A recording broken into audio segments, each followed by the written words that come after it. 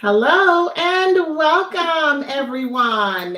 This is Ask the Talk Doctor Live, and welcome. If you're joining us for the first time, welcome all of you. Whether you're joining from the East Coast, the West Coast, around the world, we thank you so much for tuning into our broadcast today and gifting yourself this time. I am your host, Dr. Dacia P. Hastings, and it is Friday. Woo! We made it to another Friday, and I'm always so excited to say that phrase because it gives me such pause. It's interesting that we're celebrating something phenomenal today. Besides the wonderful guest that we have today, and I'll tell you about her in a moment, we are also celebrating the confirmation of the first Black woman judge to the Supreme Court. And I am so very excited that I just want to the top of my lungs. So, as I said, I'm your host, Dr. Dacia P. Hastings, a psychotherapist, speaker, wellness consultant, and life coach. And you can find me on my website at TheTalkDr.com and on Instagram at TheTalkDr.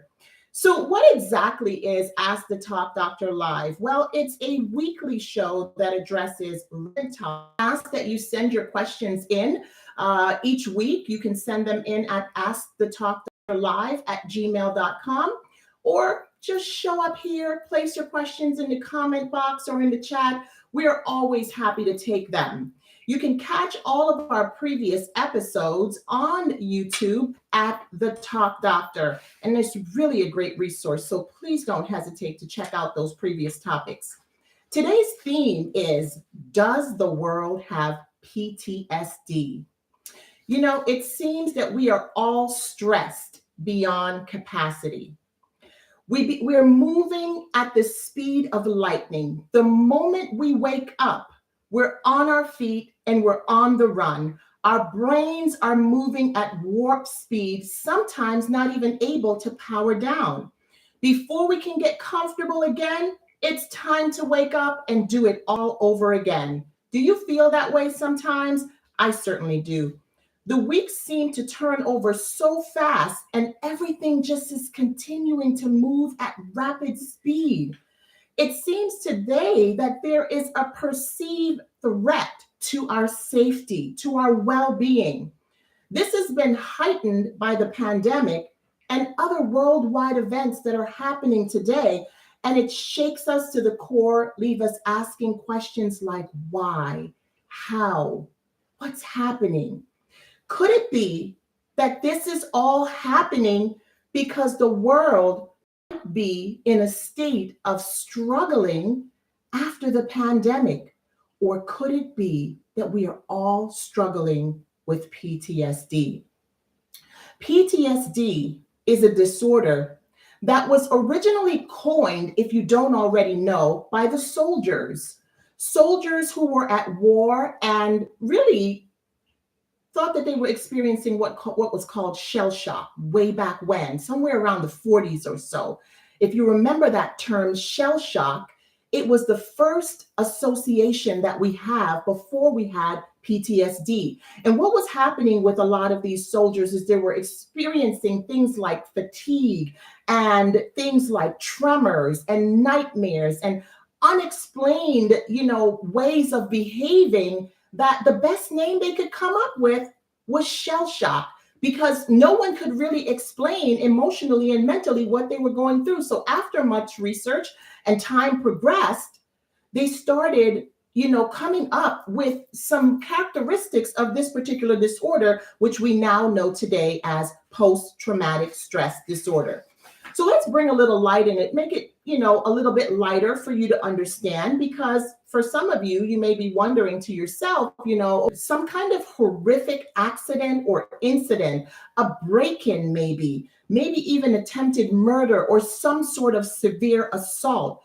Maybe you survived a fire.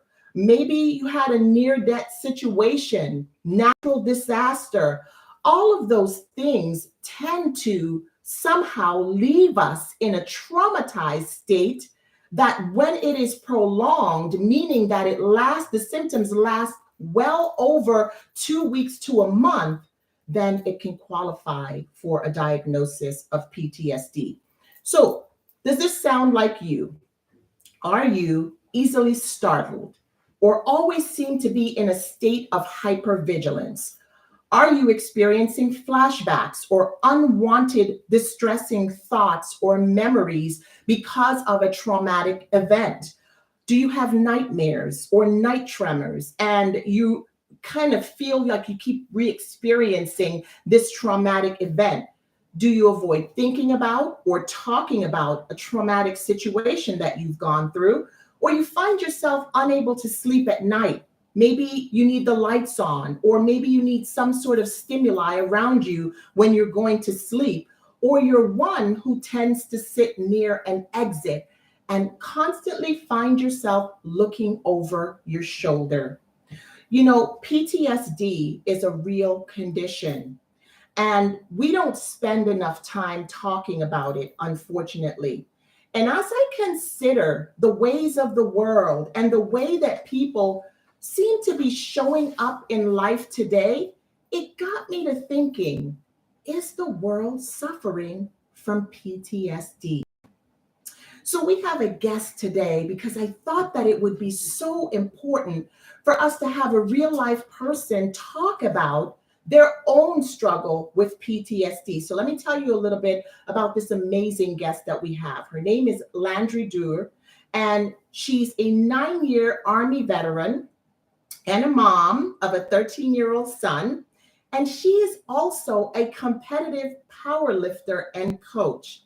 Landri suffers from PTSD, but she used powerlifting as a way to cope with her symptoms.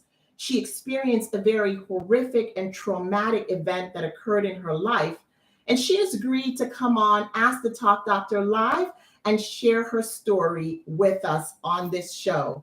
So I'm going to go ahead and bring on our amazing, amazing guest today.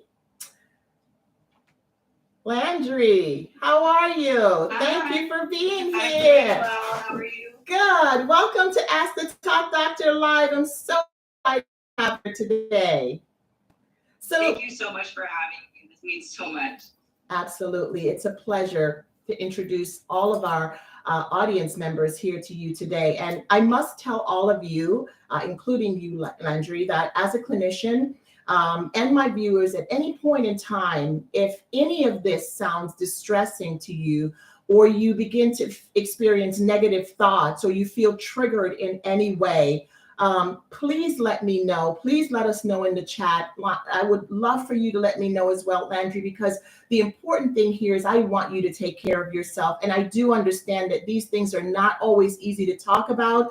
They're not always easy to hear. They can become particularly distressing, particularly for those of us who may have never heard them before, but it reminds us of something that happened to us in our lives. So I will ask that you all, if you need to disconnect so that you can go take care of yourself, you can also call 911 or go to your local emergency room or emergency response, wherever you may be joining us from. It's so important to us to have you take care of yourself as we go through this interview. So Landri, 9-year Army veteran, what motivated you to join the military? So there was a couple of things. One, I'm a small town girl, and I didn't want to stay at home because I didn't want to just like live that life for the rest of my life. So both of my grandfathers actually were in the Army. My one grandfather fought in Korea, and then the other one was a paratrooper out of Fort Bragg. And my grandfather that was a paratrooper was like my hero. He was like my father figure growing up. And when he passed away in 2004, that was kind of my like push to finally sign the papers and go. I was 18 at the time and turned 19 right before I went to basic training. Nice, very young. Wow. And good for you wanting to honor your grandfather that way. That's such a great way to show your honor. How long did you serve? So I did almost 4 years active duty, and then I did the rest in the Army Reserves. Yes. Well, thank you so much for your service. We appreciate it so much. Now, tell us where your story began as it relates to your trauma. So the beginning would have been, my first duty station was in Fort Drum, New York. Like I said, I was 19 when I ended up there. When I was 21, this was before I was with my husband, I was out with friends and I was sexually assaulted by a senior enlisted officer. So that was the beginning of it. I immediately called the police and pressed charges. They then told me because there was alcohol involved and I was a junior enlisted that I would ruin his career and I was asking for it. So that was the beginning, and I never really got help for that. Got me off work for about a week. And then when I went back to duty, and that NCO worked right across the street and no repercussions. And then I met my husband. He was a really good guy. We met at Fort Drum. He did multiple deployments to Afghanistan and went to Iraq. His first deployment was about 15 months. He came back after that one with some TBI and PTSD because he was combat arms. The behavioral health on post, their way of dealing with that was give you painkillers and antidepressants and send you on your way. So then he was home for about a year, went overseas again when our son was, at that time, he had just been born in November. He shipped off in February of 2009 for yet another 12-month deployment. While he was overseas, he was contacting me, like just acting very strange, very aggressive, just not himself. And when he came back from that deployment, there was a lot of like mental abuse starting at that point. We decided to switch duty stations to try to get a fresh start. So his best friend had moved down to Fort Stewart, Georgia. And so my husband at the time decided to re-enlist and have us shipped down to Georgia. Well, that required him to waive his dwell time. So for those of you that don't understand what that means, when you deploy, you generally have at least a year back to recover because of the mental strain and things. Yes. Well, he waived that. So that meant that game on. Whenever they needed him, he didn't have that 12-month anymore. Yeah. So he came back, it would have been February of 2010. And then a couple months later, they shipped him to Iraq. He was then relieved without me knowing why. I got a phone call. I was talking to him while he was still in Iraq one night. It was literally the night before. And I was over at a friend's house. Her and I were making dinner for the kids. And I got a phone call the next night saying, hey, come pick me up from Warrior Transition Unit. I've been sent home. And I'm like, for what? And he said, we'll talk about it later. Come to find out, while he was overseas, he pulled a weapon on one of his soldiers and threatened to kill him. So they sent him home in a violent state to me with no warning. I was an NCO at the time, so I kind of turned off the family mode and went into NCO mode and went to his command, went to behavioral health, was like, we need help. And behavioral health wanted to help. So we got into counseling. We were doing individual and marital counseling to try to get everything better. Yeah. They realized quickly, because he was starting to get physically violent with me, that something more needed to be done. Yeah. So they had set up a board meeting where they needed his commander to come in and sign him off so that he no longer had to be on duty. and he could go to the warrior transition unit, is where there was a special rehabilitation, like for soldiers that just couldn't get out of that combat mindset. Yeah. And all we needed was his commander to say, okay. Right. And his commander said no. Oh my goodness. And so they continued to medicate him. He continued to get more violent. It came down to multiple police reports. I've had knives held to my throat, guns to my head. One of the main ones was like right before. So he is actually serving life in prison now for a double homicide. He was supposed to kill me for my insurance money with the military. And his unit knew that he was like acting up and did nothing. Let's pause. Oh my goodness, Landri, that is such an incredible story. I want to pause for a moment for those of you who may just be joining us, or those of you who, have been listening to this and you need to take a breath, because this is a lot. I'm pretty sure this is a lot for you to, just share with us. And pretty sure for my viewers, it's a lot for you to take in. So I want to just kind of, reiterate a little bit about what I'm hearing from her. Her first trauma was being raped and then sort of being brushed aside while in the military. Unfortunately, the perpetrator got a slap on the wrist, is what it sounded like. But she was again re-traumatized by having to work alongside, not too far from where this person was also working, another sort of reinforcing the trauma. Imagine having gone through something like that, not seeing any repercussions for it, and then having to work alongside that person. And then the other instance is, meeting her husband, who's also a military soldier, him having to go through, a combat zone and no warning, coming back, having to live in that sort of mindset, in that sort of condition without the proper intervention, but also putting the people around him at risk. And she also indicated that not only was that where he came back home because of a horrific incident that he had actually, was it killed someone on his unit? Was that what you said? He threatened to kill his own soldier. Threatened his own soldier. So already he was displaying signs that, something wasn't right with him.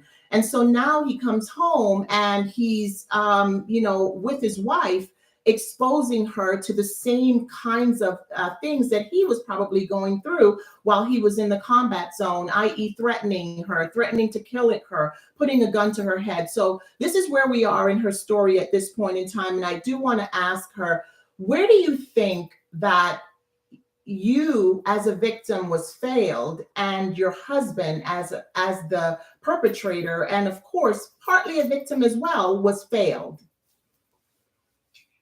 I think the moment that his commander was able to make the decision for what was best for this soldier's mental health. I don't think that a command level, somebody that has no psychological anything, no background on that, can make a call like that, because that was the moment that like our lives literally fell apart. That's so unfortunate. It's so sad. And unfortunately, as a clinician myself, I hear a lot of these traumatizing stories where, you go through one set of trauma and a system that fails you sort of re-traumatizes you again, because you feel like, I asked for help, but the help that I need isn't there or isn't available. Tell us how you started coping with, well, first and foremost, what were some of the symptoms that you yourself started exhibiting as a result of all of the trauma that you went through? So I didn't really start noticing it until a couple years after, because I just kind of like went into this like state of, like they say PTSD, fight or flight. Yes. I was in flight mode. So like I was turned off. I wasn't on social media. I was like basically living under a rock. So like I was just going through the motions. And then about 2016, so this happened in 2011, like right before Christmas, 2011. 2016, I was working, at that point, I'd gotten out of the reserves and I was working at Verizon. And I was starting to like notice my heart was racing all the time. And I was super hyper vigilant. Like I could not sit in my house without checking my doors, my windows. Like I was always paranoid and I didn't understand. Then it became, I started having panic attacks. Like I would be like on the sales floor totally fine. And then all of a sudden I would pass out. Like I started joking around about it because that was like how I dealt with it. Yeah. And I said I was like those fainting goats because like just to try to like bring some light to it, but it was terrible. And it ended up getting so bad that I got let go from my job at Verizon because I could not control my body any longer. And that's when I realized I was sick and I needed help, and I ended up getting into counseling. I started off with a civilian counselor who was amazing, but once I lost my job, my insurance didn't cover her anymore. And then I got into the VA, and they have a specialized PTSD program. So I did that for a while until, they tried to put a bunch of meds in me, and I said no, because one of the reasons why my ex-husband snapped was because they medicated him, and he ended up, the drug stopped working and he turned to heroin. And I see this all the time in the service. And I'm like, I'm not, like, if I can cope with this naturally, I'm going to. And so then they decided to do this like desensitization therapy, and that made it worse. Like they're like, oh, think of it like watching a horror movie over and over again, and then eventually you'll just be numb to it. And it's like, I wasn't ready at that point because I hadn't actually like faced the trauma yet to go that deep into it. So I ended up scrapping counseling with the VA because of that for a while. I am back in counseling now. I have an amazing counselor.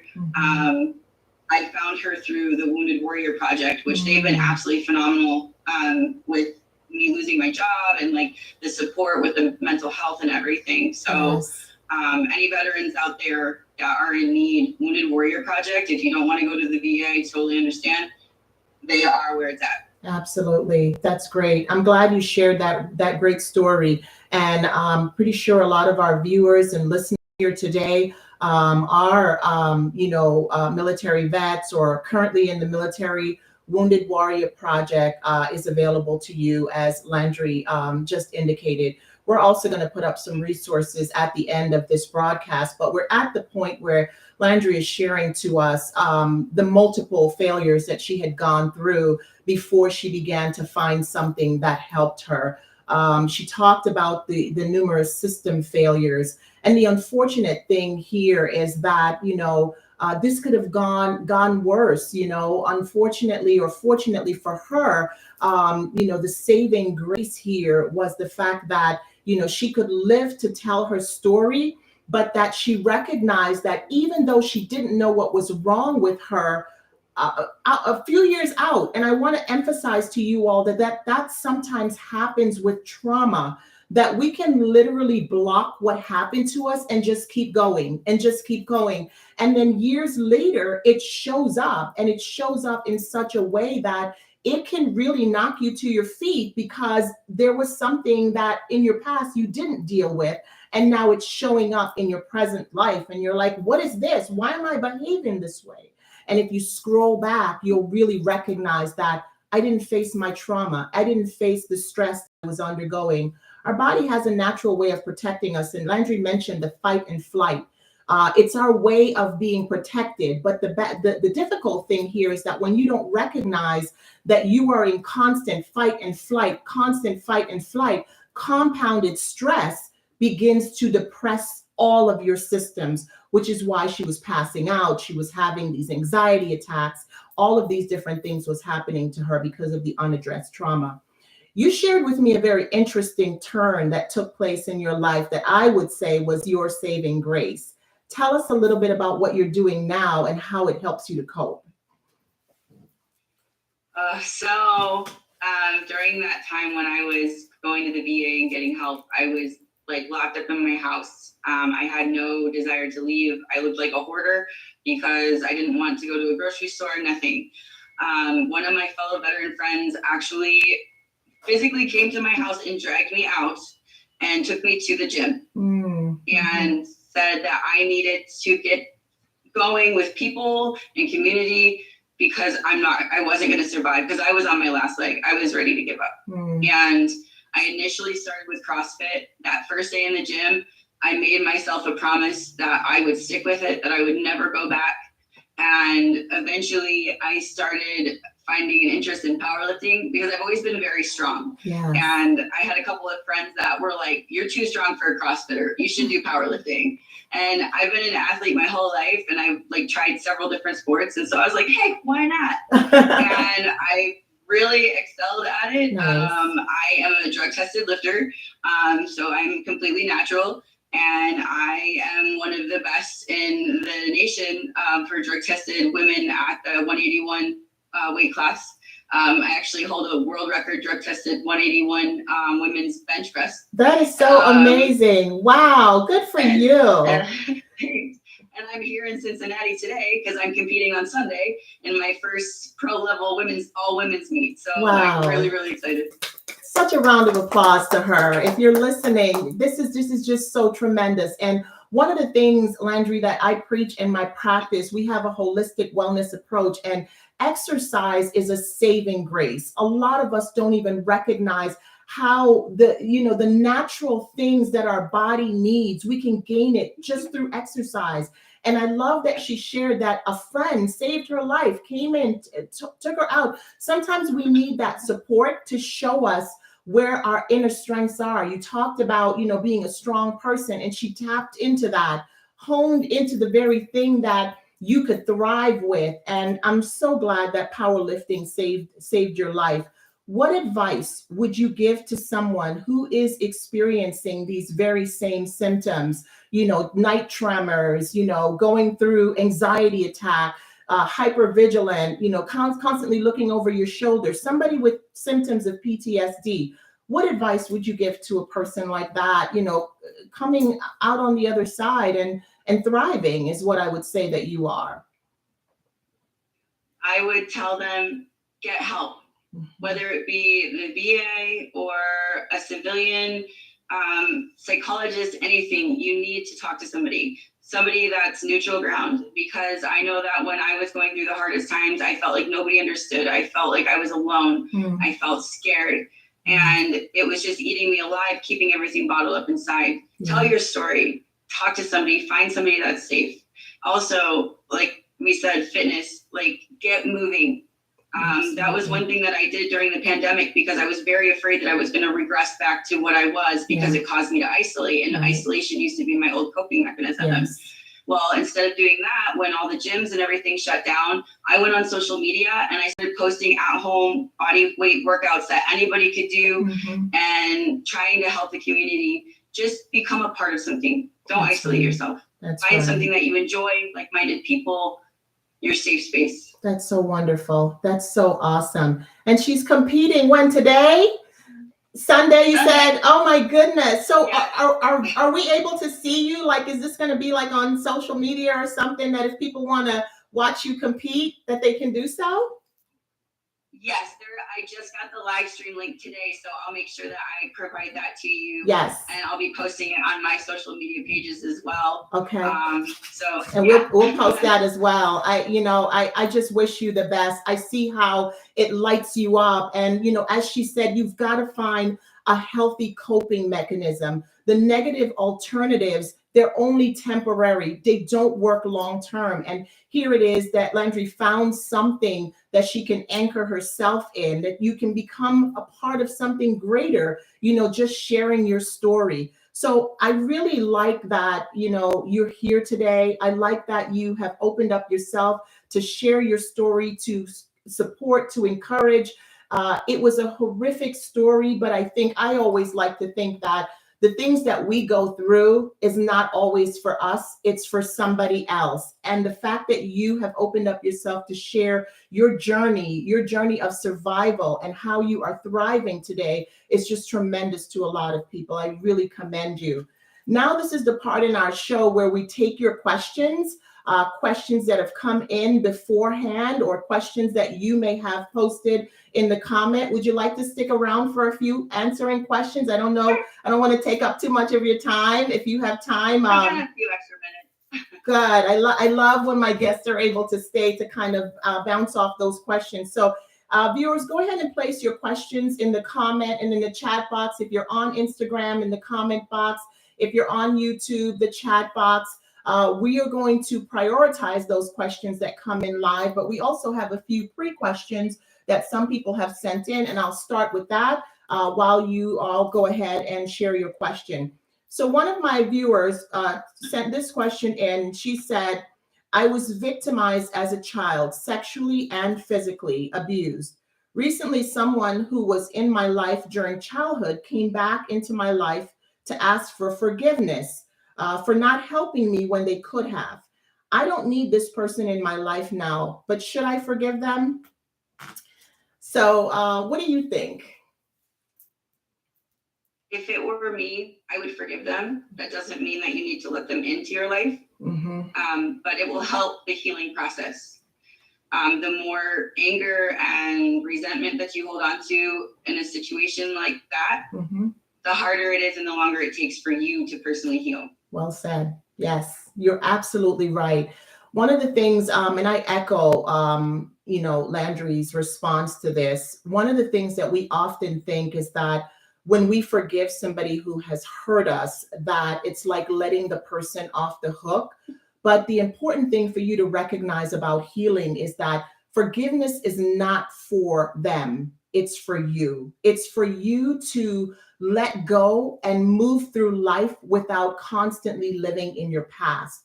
The more you hold on to the stress, the pain, the anguish, all of the suffering that someone has put you through, it's like you're constantly reliving this over and over again. So when you forgive, it allows you to release. It allows you to release, let go, and move forward, knowing that the past is in the past. I can deal with it and I can also let it go. So yes, we both feel that you should forgive that person, and I hope that you get to a place of forgiveness.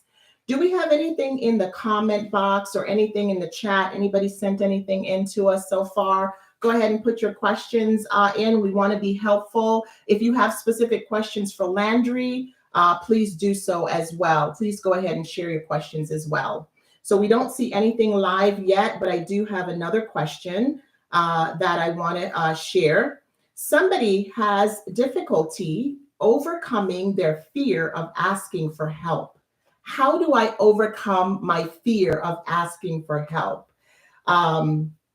This is something that is hard for a lot of people. I heard you mention how strong you are. I imagine that's not just physical strength, but that's also a mentally strong person. And I think that when we're that way, it's even harder to ask for help because we characterize asking for help as a sign of weakness.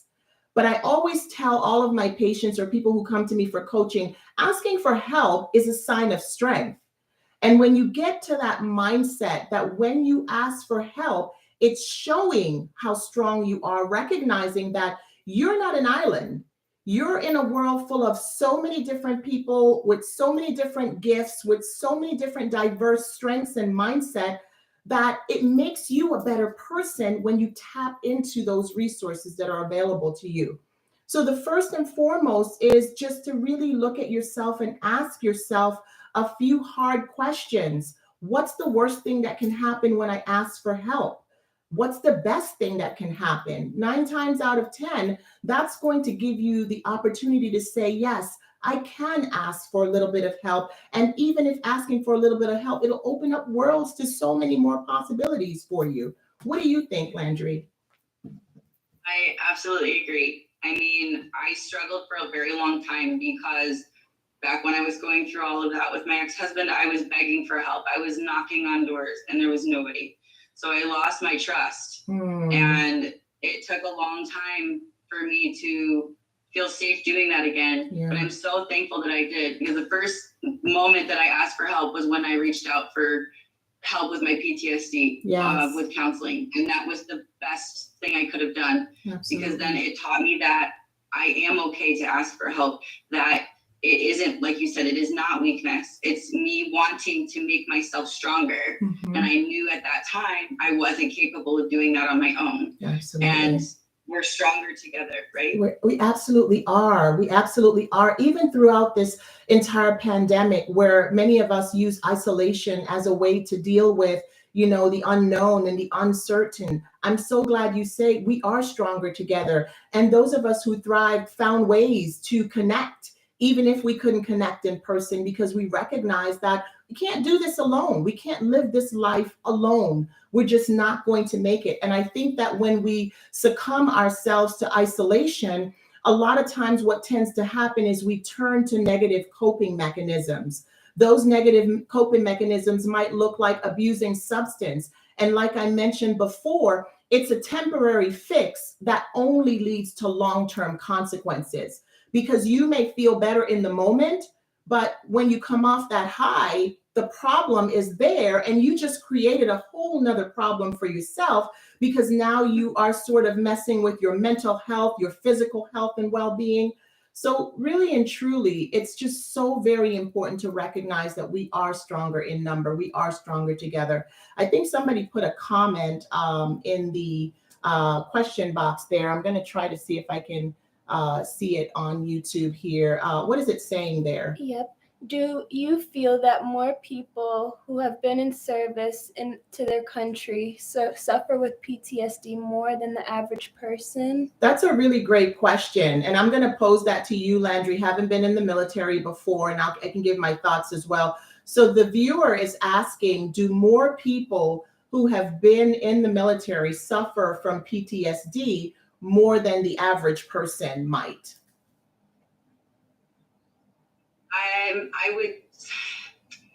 I would say yes, just because of the environment that we are in. Even if you don't see combat, there's not a single person that I know that is the same as the day that they went in to the day that they got out.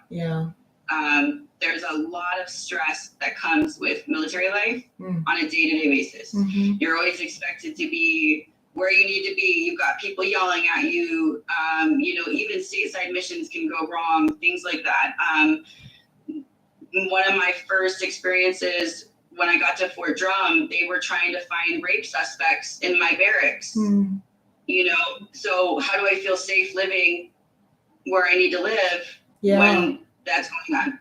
So I think it's everywhere, especially now with the pandemic. Right. 100%. Yeah. But I would say as an isolated group of people, I would say the military definitely higher population of people with PTSD. Yeah.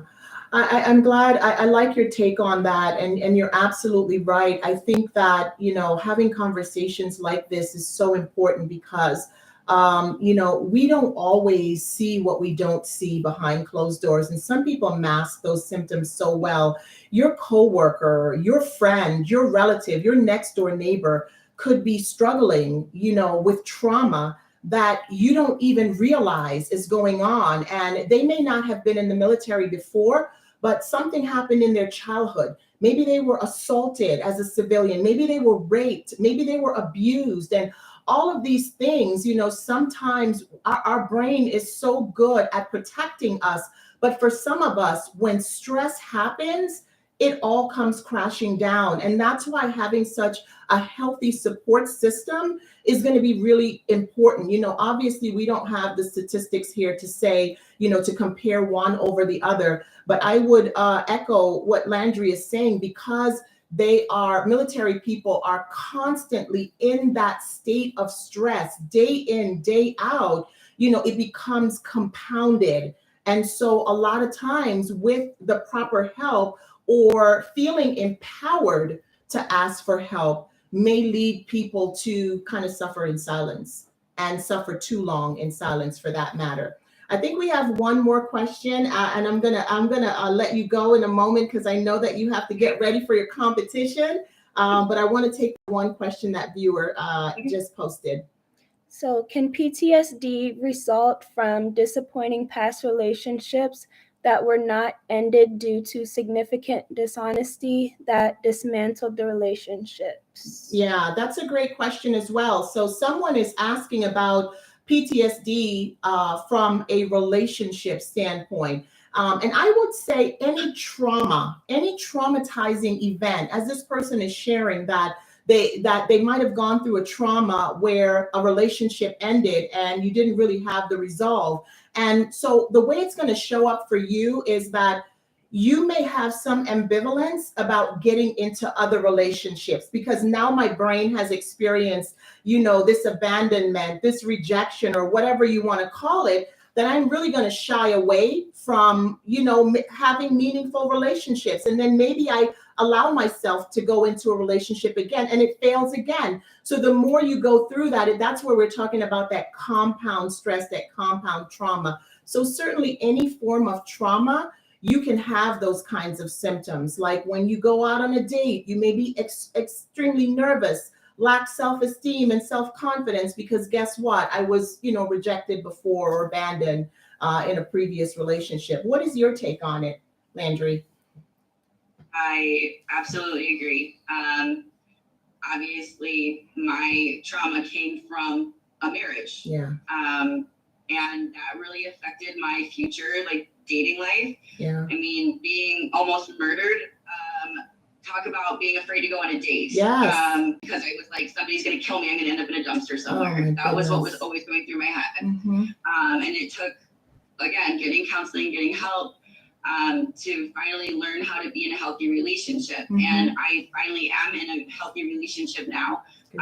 He is a veteran as well. Mm-hmm. And we understand each other and he makes me feel safe. Mm-hmm. And I was apprehensive at first. I wasn't looking for anybody at the time, but we connected and he let me know that I didn't have to worry about those things that I worried about in the past. Good for you. So, yes. So there is hope. And I hear you emphasizing healthy. Healthy is so important for us to hear that we have to be healthy first in order to attract healthy people. And that's important. Like is going to attract like. And if you're not healthy yourself and you're looking for a relationship or you're not looking, you're always going to attract similar or the same. So you got to get healthy yourself first, mentally, emotionally, so that you can attract, the right people, the healthy relationships, and you can be ready for them as well. Landri, I'm so glad that you chose to be here today, that you opened up yourself, you shared your heart with our viewers, our audience. I know that you were able to touch many lives and many, many more to come as people view this video. So I want to thank you from the bottom of my heart for being here today. I also want to wish you well on your competition. I know that you're going to do a tremendous job. We're going to post the link on our social media. So those of you who want to see her do her thing, she's going to be phenomenal. She's going to be amazing. We'd love to have you back at a future time again so we could just check in on how you're doing. Thank you so very much for being here and for all that you're doing to help the community. Be well. Thank you so much. Thanks for being here. So we're going to go into our wrap-up portion. Again, we were talking with Landri Deur here today as our guest on Ask the Talk Doctor Live. And I want to do a little bit of wrap-up with you just to kind of talk to you about where you can find help, where you can find support, because it's so very important for us to shine a light on, the things that are necessary in terms of you continuing your own journey beyond where you are. So help is available in many instances, in many areas. And I'm going to try to put some things up on the screen here now for us to be able to see what's going on here. So just give me a moment while I do so.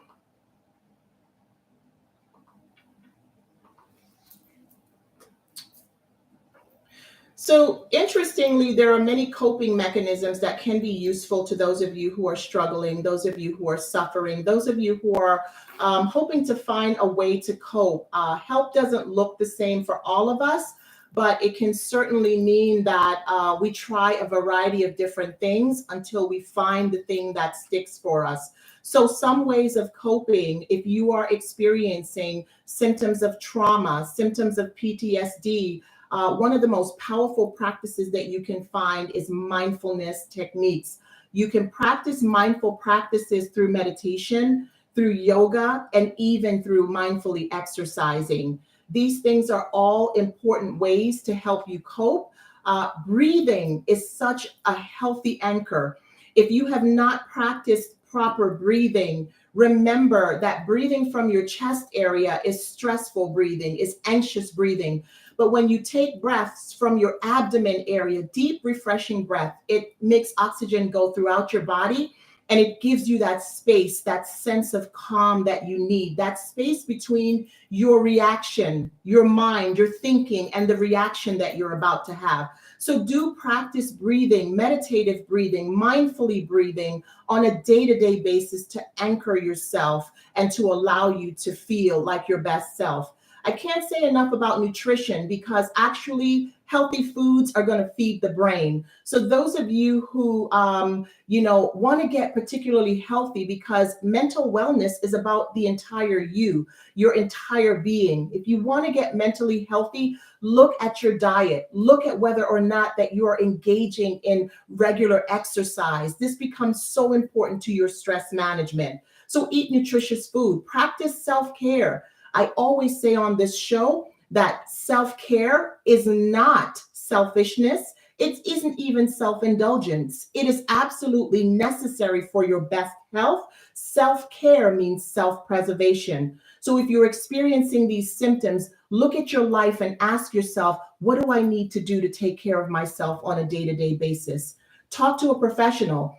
Our guest, Landri, talked about how that saved her life. And if you have people around you who are supports, let them in. Allow them to go alongside you and support you to the help that you might need. Our viewer talked about somebody coming into her home, a friend, and taking her out and saying, we're going to the gym. That was a friend that may have saved her life here. So professional help is available. And if you're not ready for professional help, sometimes your informal support systems can really be helpful.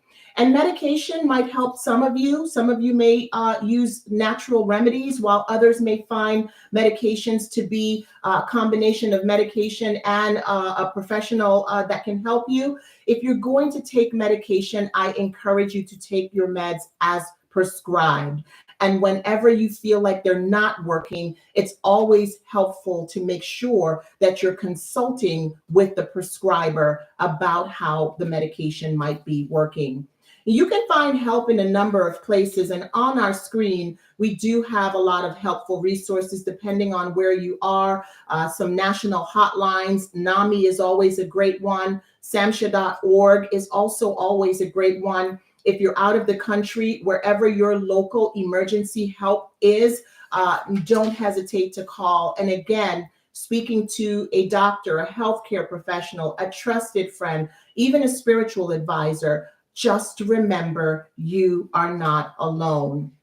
In closing, I would like to say, I want to share a quote by somebody named Dave Parnell that I found that just sort of summed up our talk here today so well. It says, I wish my head could forget what my eyes have seen. To me, that's so profound. And it speaks to the truth about trauma, because trauma is painfully locked in our brain. It teaches our brain to respond in a way that wants to protect us from further harm.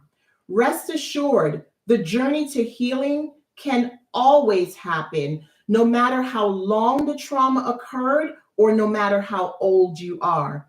Just like we taught our brain something, we can also teach our brain to unlearn unhealthy coping mechanisms. We can also do justice in helping ourselves by recognizing how malleable our brain is. That if we use a lot of these coping tips that I talked to you about, that you certainly can retrain your brain. I like how 2 Corinthians 5:17 sums up nicely what we talked about today. It says, if any man is in Christ, he is a new creature. The old things are passed away. Behold, they are become new. And I look at newness as renewal, rejuvenation, revival. And it's so important for us to understand that no matter who we are, what we've gone through, or where we have been, we can start afresh, anew, right here, right now, today. As long as you have breath in your body, you still have hope for you. And just like we see the trauma that our guest had gone through and how she's smiling, she's happy, she has found something that she can truly use as her own, it can happen for you as well. Coping can start by helping you find an anchor. You can anchor by making a conscious effort every day to practice some of these healthy things that we have been sharing. Because self-destructive and negative coping only temporarily fixes a situation that will have long-term consequences. So avoid abusing substances, avoid coping by participating in self-destructive behaviors. Instead of coping mechanisms, PTSD can be managed with the proper support and physical and professional help. So if you or someone you know is suffering from post-traumatic stress disorder or any mental health challenges, as we see happening so much in the world today, remember the resources on the screen are available to you. The National Alliance on Mental Illness is a great resource for you to find help. samsha.org is also a great resource. You can also visit our website at TheTalkDr.com if you are local and you would like to find support in our area. We can help you, and if we can't help you in our practice, we will help you to someone who can. At my practice, we are all about wellness. We practice a philosophy of treating the whole person: mental health, sleep, nutrition, stress management, exercise. And we offer counseling and coaching to all of you who might need help. These resources are available to support you. I thought this was very dynamic, very insightful, very rich today. And I'm so glad you gifted yourself this time. I'm so glad you chose to spend your hour with us here today.